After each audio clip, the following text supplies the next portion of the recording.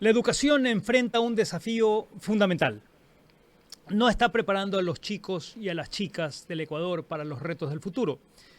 Es un sistema que, en lugar de formar pensadores críticos, creativos, asertivos, los maleduca.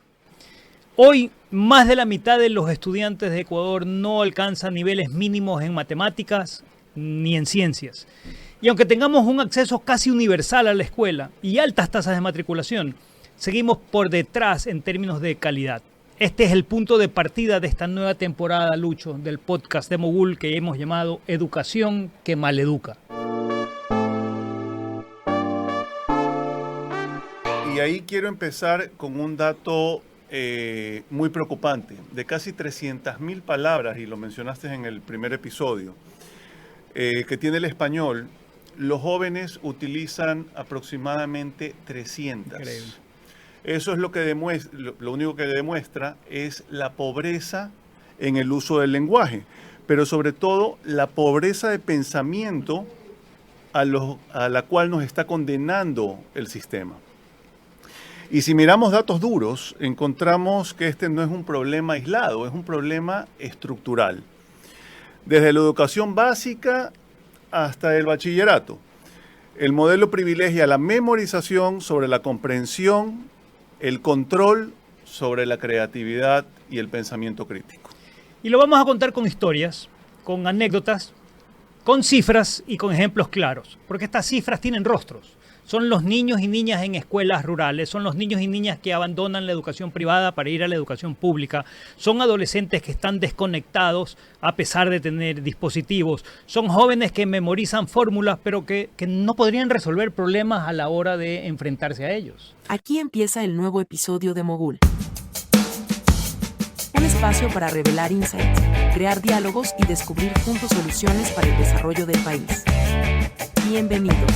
Y el sistema educativo está estructurado en 3 niveles principales. El sistema educativo Ecuatoriano, sí. La educación inicial, luego la educación general básica y luego viene el bachillerato. En teoría, buscas universalidad con esto, ¿no? Que todos tengan el mismo acceso a la educación. Pero en la práctica esto se convirtió en un modelo muy rígido, centrado en la estandarización y en la memorización. Le preguntamos a María Brown, ex ministra de Educación, y esto es lo que nos dijo. Creo que la principal fortaleza de la educación básica en Ecuador es posiblemente su nivel de cobertura. Hoy un promedio de 9 de cada 10 niños y niñas en edad escolar acceden a la educación básica, lo que significa que como país hemos logrado acercarnos ya a la universalización del derecho a la educación. Esto nos coloca en un buen lugar en comparación con la región. Sin embargo, este logro enfrenta un gran desafío que es el abandono escolar, que si bien se mantiene relativamente un promedio bajo, alrededor de 1.75% según las cifras del ministerio, se habla de que más de 400,000 niños están fuera del sistema educativo. El problema es que esta cifra sigue creciendo en zonas rurales y urbano-marginales, particularmente a raíz de la pandemia. En otras palabras, hemos avanzado en garantizar el derecho a la educación, pero todavía tenemos que trabajar en las trayectorias y en la permanencia escolar de los estudiantes. En el 2017, cuando Ecuador participó en las pruebas PISA para el desarrollo, los resultados fueron alarmantes. O sea, el 71% de los estudiantes no alcanzó el nivel mínimo en matemáticas. El 52.7% quedó por debajo del estándar en ciencias. Esto significa que 7 de cada 10 adolescentes no pueden resolver problemas básicos, interpretar un gráfico o aplicar una regla matemática en la vida cotidiana. 7 de cada 10. 7 de cada 10. Conversamos con un profesor sobre el tema. Esto nos dijo. Los mayores problemas en la educación básica en el país son: 1. Presupuesto insuficiente. 2. Currículo lleno de contenidos. 3. Falta de formación docente en todo el país. Y en lectura estamos aún muchísimo más rezagados. Apenas un 26% de ecuatorianos declara leer por placer. Luego vamos a ver estadísticas comparativas con la región. El promedio de libros leídos al año en Ecuador es de 1.7. en contraste con Chile, que llega a 5.4, y Argentina, que llega a 4.6.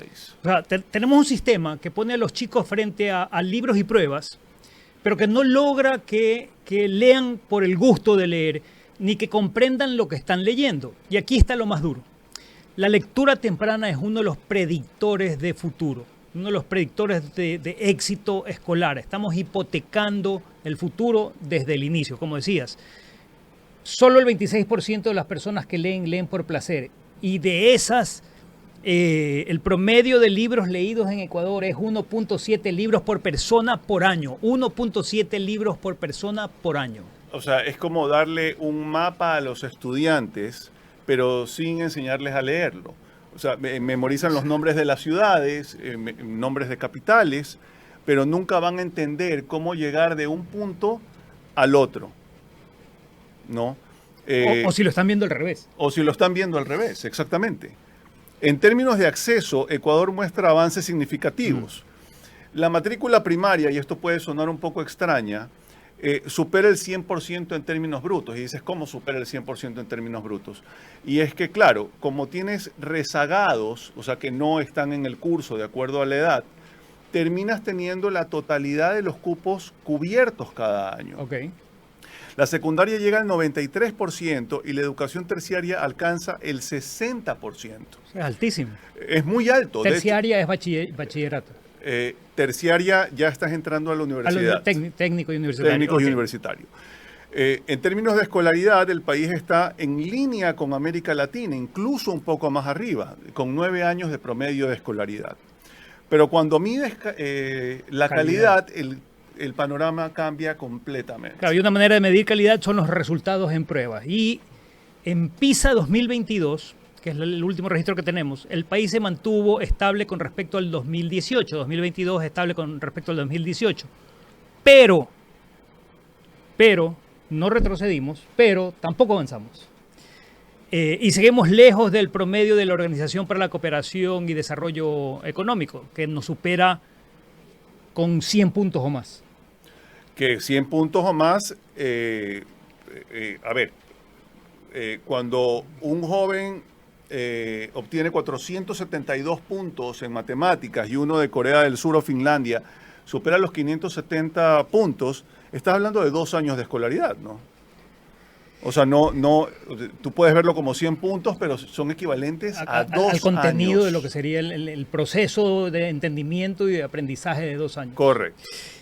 Y si lo llevamos al inglés, que hoy lo necesitas para los negocios, para la tecnología y demás, Ecuador ocupa el puesto 82 entre 116 países en el ranking mundial del dominio del inglés. En la práctica, eso significa que la mayoría de los jóvenes no puede sostener una conversación básica, my name is, una conversación básica, un idioma que es llave de acceso a la tecnología, al conocimiento, a los empleos. Y entonces, ojo, ¿no? Con la paradoja, tenemos acceso, tenemos matrículas, tenemos aulas con alumnos, pero pues, más allá de la deserción escolar, que luego lo veremos, pero no tienes un aprendizaje profundo. Jóvenes que terminan la secundaria sin comprender un texto complejo o sin poder resolver un problema práctico de la vida diaria, de la vida cotidiana. Es como si si el avión de la educación despegara, pero nunca aterrizara donde debería. El sistema, en definitiva, colecciona notas como si estuviese coleccionando estampitas, pero rara vez le pregunta al estudiante, oye, ¿y de esto qué piensas? ¿Tú qué piensas? La educación sigue siendo memorista, aunque declare que está basada en problemas y proyectos. Una de las razones es que el docente aprendió así, como tú y yo aprendimos, de memoria. Aprendimos con docentes que solo hablaban desde el podio. Tendríamos que desaprender para poder incorporar una nueva forma de acompañar al estudiante en su aprendizaje. Esa es la esencia de esta maleducación, formar para la obediencia, pero no para el pensamiento. Yo me acuerdo una prueba cuando compartíamos aulas como profesores, Lucho. Me acuerdo haber puesto alguna vez una prueba a unos estudiantes y yo les dije, ok, la prueba es libro abierto, una pregunta, quiero que me desarrolles tu tesis respecto al análisis de esta tesis acá. Y palidecieron todos los estudiantes porque los puse a pensar. De hecho, uno de ellos levantó la mano y dijo, profe, es que nos pone a pensar.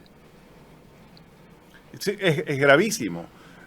Y ojo, a ver, el Ecuador tuvo ajustes en los currículums y en el 2014, me parece, trabajaron en el nivel básico y en el 2016 en el bachillerato unificado.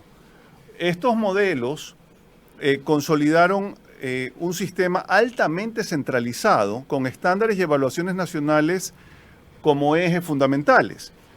Desde el 2007 en adelante se creó un aparato de control, pruebas nacionales, estándares de calidad y un sistema nacional. La famosa revolución educativa. Revolución educativa. Que el exministro Milton Luna, allá por el 2019, decía que era un modelo de gestión que dependía del excesivo centralismo estatal. Pero, ¿qué significó esto en la práctica? Que todos los estudiantes debían aprender exactamente lo mismo, de la misma manera y ser evaluados igual. Que por un lado puedes verlo bien, pero es que la uniformidad no siempre es equidad. Ciertamente. No es lo mismo vivir en el páramo que vivir en la costa y hay ciertos aprendizajes que debieran ser básicos. Ni estar en la zona urbana que estar en la zona rural. Hay ciertos aprendizajes que debieran ser básicos para todos, 2 más 2 son 4, pero hay otros que debieran ser mucho más específicos. Correcto. Pero en ese entonces se buscaba alinear el sistema, pero lo que se logró en definitiva fue que la innovación y la creatividad quedara aplastada, ¿no? Una maestra que quería usar proyectos creativos debía seguir más bien un currículum rígido. Un colegio rural sin internet debía tener las mismas pruebas que uno urbano con laboratorios de internet. El resultado, una homogeneización que no reconoce los contextos. Es como quererle poner el mismo uniforme a todos con la misma talla. A unos les va a quedar más grande, a otros les va a quedar más pequeña, pero a ninguno le va a quedar bien. Y tú hablabas del tema de ruralidad, hablemos de desigualdades geográficas, porque las desigualdades hacen que hablar de un sistema educativo sea una simplificación, ¿no? En realidad hay 2 sistemas. Hay un sistema urbano con cobertura y recursos aceptables y hay un sistema rural que tiene carencias muy importantes. Y ahí vamos un poco a números. En cobertura inicial, tienes un 85% en ciudades, pero tienes un 55% en la zona rural, en el campo.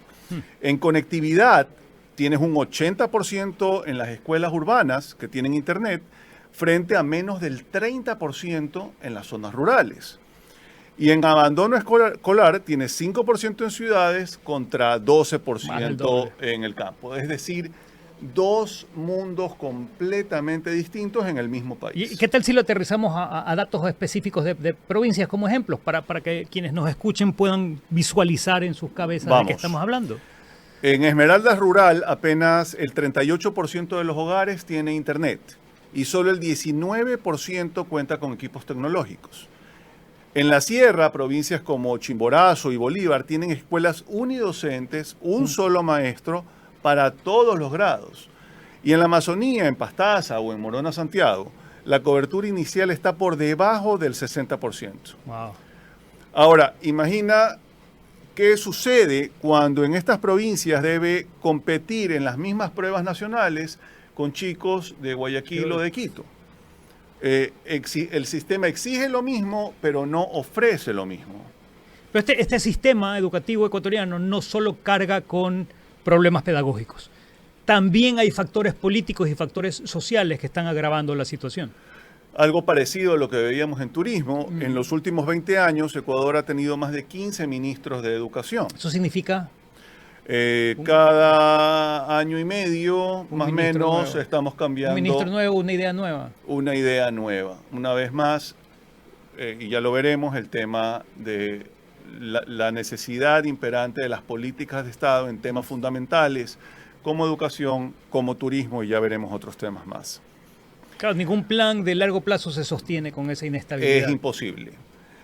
La pobreza sigue siendo una barrera altamente estructural. 1 de cada 3 estudiantes vive bajo el umbral de la pobreza. Los niños que acuden con hambre y con miedo no aprenden. Los docentes con miedo no enseñan. Y si nos preguntamos cuál es la mayor debilidad, Diría que la mayor debilidad está en los resultados de aprendizaje. Los últimos datos del INEVAL, el Instituto Nacional de Evaluación Educativa, en sus pruebas SER muestran que solo 5 de cada 10 estudiantes de 10º de básica alcanzaron niveles satisfactorios en lengua y literatura y apenas 4 de cada 10 lo hicieron en matemáticas. Esto significa que la mitad de nuestros niños y niñas no están desarrollando las competencias fundacionales necesarias. A esta situación se suman otros problemas estructurales, como el incremento de la violencia escolar, que afecta directamente al clima de aprendizaje y, por supuesto, preocupa a la comunidad.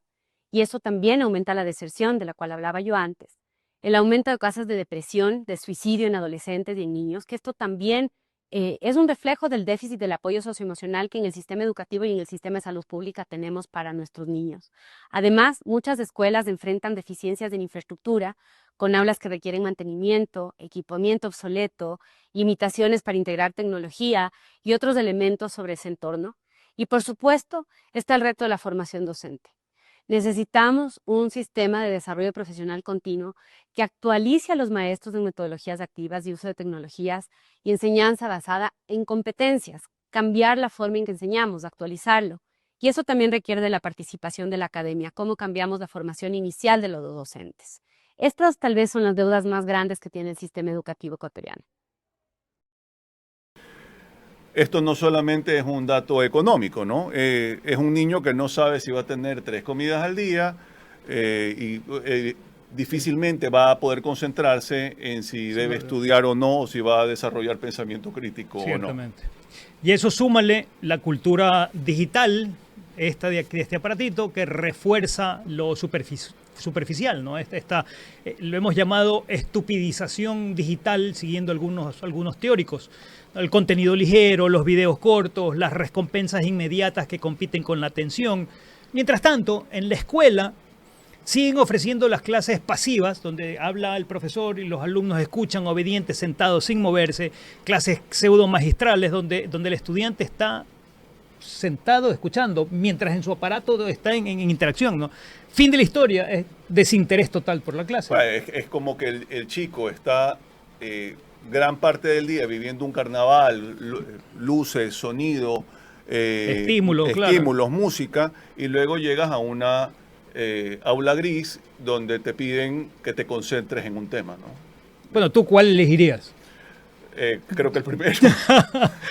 En conclusión, hasta aquí, la educación en Ecuador se ha concentrado en el acceso y el control, pero no en la calidad. Tenemos aulas, pero no tenemos pensamiento crítico. Tenemos matrículas, pero no tenemos comprensión. Tenemos estudiantes, pero no tenemos lectores. Tenemos población educativa, es decir, un número, pero no tenemos chicos y chicas preparándose para el futuro. Por eso decimos que la educación maleduca. Porque enseña a repetir, pero no a crear.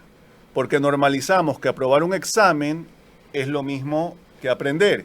Y esa es la mentira más peligrosa que nos podemos repetir. Esto es fuerte, ¿no? Aprobar un examen no es lo mismo que aprender. No es. Peor en esta época. Yo creo que para el próximo episodio vamos a preguntarnos cómo llegamos a este punto. ¿Qué pasó para que lleguemos aquí? ¿Qué decisiones, qué políticas, qué contextos nos llevaron a construir este modelo tan rígido? Y lo más importante, ¿cuáles son las hipótesis que tenemos en el podcast aquí en Mogul Desarrollo? ¿Y cómo podemos empezar a cambiar la educación que maleduca? Mientras tanto, los dejamos con una pregunta. ¿Qué recuerdas haber memorizado en la escuela? ¿Tú qué recuerdas de lo que te enseñaron en la escuela? De memoria, que tenías así que repetirlo. Las ollas. Claro. Del callejón interandino, Dios mío santo. Chambo y chanchan, hasta ahí es lo que las lagunas mentales que tengo. Y la otra es indignado los hijos del vivo que te impuso la ibérica audacia, de la injusta y horrenda desgracia que pesaba fatal sobre ti. Y te quedaste ahí. Y me quedé ahí. Porque, de nuevo, ¿qué recuerdan ustedes? Haber memorizado de la época colegial, de la época escolar, y que nunca más volvieron a utilizar en la vida real. Escríbanos, queremos escucharlos. Llegamos al final de este episodio de Mogul. Esperamos que el análisis de hoy te haya ofrecido nuevas perspectivas y herramientas para navegar en un mundo cada vez más complejo. Recuerda que, ante la avalancha de información, la clave está en buscar insights, crear diálogos y revelar soluciones. Gracias por habernos acompañado. Si te gustó, comparte. Hasta el próximo episodio. Y bueno, hasta ahí llegamos. Si quieren leer este informe, pueden hacerlo a través de www.moguldesarrollo.com, seguirnos en nuestras redes sociales, @moguldesarrollo, ver este programa en YouTube a través del canal de Chroma Click o a través de la plataforma de podcast favorita. Correcto. Hasta el próximo episodio.